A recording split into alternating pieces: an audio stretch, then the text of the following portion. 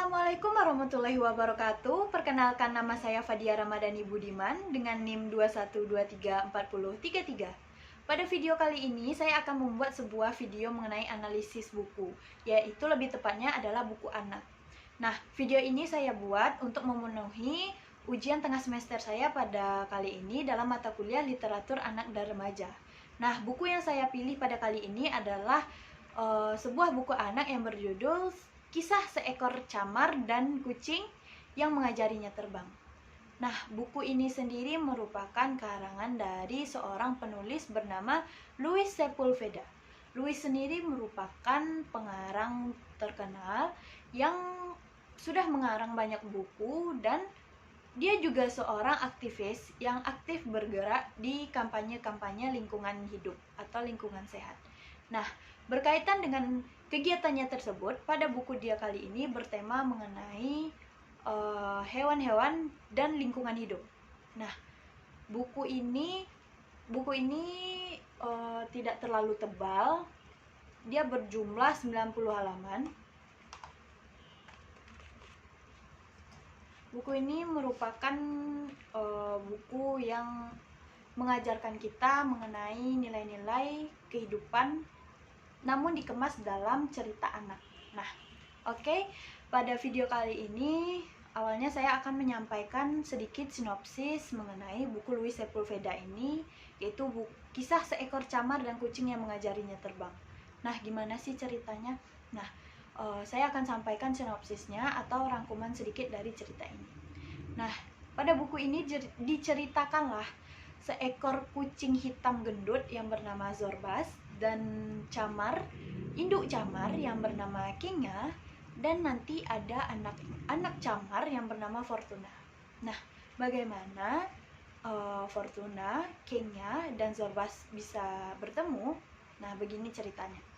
Pada awalnya, Kinga mengikuti rombongan camar-camar yang sedang mencari makan di lautan atau di samudra. Camar sendiri memakan ikan-ikan kecil yang ada di lautan.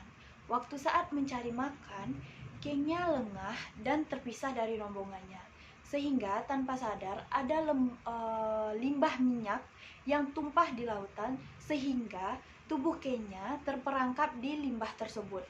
Dan pada akhirnya, Kenya tidak bisa terbang lagi karena seluruh badannya telah diselimuti limbah-limbah minyak yang hitam dan pekat. Dan sesaat setelah itu, Kenya berusaha untuk terbang, namun dia terjatuh dan bertemulah seekor kucing hitam gendut yang bernama Zorbas.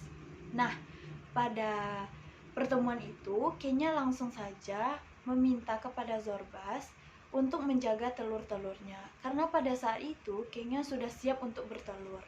Nah, telur camar ini dijaga oleh Zorbas dari mulai dia belum lahir, belum menetas, sampai dia nantinya bisa terbang gitu.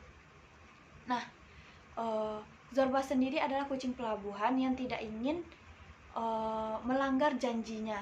Dia selalu menepati janjinya dan selalu melaksanakan apa yang telah ia janjikan. Nah, selanjutnya di saat itu Kenya pun sudah pergi dan meninggal. Akhirnya anak camar ini atau telur camar ini menetas. Nama anaknya tersebut adalah Fortuna. Selanjutnya Fortuna diasuh oleh Zorbas dan mengajari Fortuna terbang. Aneh bukan? Bagaimana seekor kucing bisa mengajari seekor burung terbang? Nah, itulah yang dibahas pada buku ini. Nah, menurut saya pada buku ini kelebihan dan kekurangan yang menurut saya ada di buku ini adalah dari kelebihannya, kalau untuk anak, buku anak ini termasuk buku yang menarik karena lumayan sampulnya ada kucing hitam besar yang bisa menjadi daya tarik anak-anak untuk membaca. Kemudian ada seekor burung lucu yang berada di bawah kucing tersebut, sehingga karena besarnya tokoh hewannya, ini adalah salah satu daya tarik bagi anak-anak untuk membaca. Anak-anak menyukai hal-hal yang menarik serta lucu. Jadi ini menurut saya suatu kelebihannya. Kemudian kalau untuk dari isinya sendiri, menurut saya ini menarik dan tidak terlalu berbelit-belit.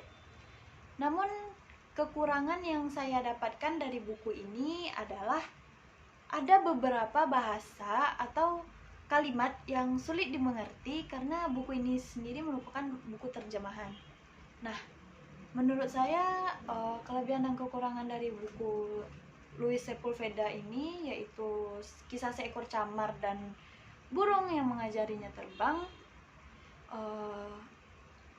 terdapat pada bagian sampul serta ceritanya. Namun ya dibalik kelebihannya ada kekurangannya, yaitu beberapa kalimat yang sulit dimengerti.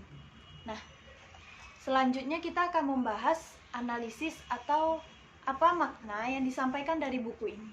Dari buku ini dapat disampaikan mengenai beberapa poin, yaitu mengenai janji, kesetiaan, perjuangan, dan lingkungan hidup, pengaruh lingkungan terhadap hewan-hewan sekitar, pengaruh perbuatan manusia terhadap lingkungan, gitu kan.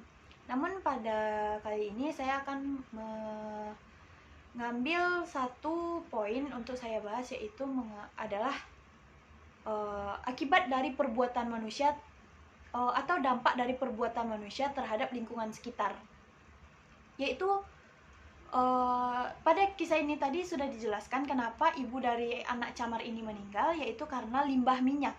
Nah, pada seharusnya limbah minyak tidak berada di lautan. Namun mengapa limbah minyak didapati di lautan? Nah, itulah yang pada masa sekarang sampai sekarang yang belum teratasi, yaitu adanya pembuangan limbah minyak yang tidak pada tempatnya atau tidak seharusnya, yang pada akhirnya akan menyebabkan ekosistem yang rusak. Bukan hanya masalah seperti camar tadi, yaitu yang terutama sekali adalah ekosistem bawah laut. Minyak sendiri itu merupakan hal yang tidak bisa bercampur dengan air.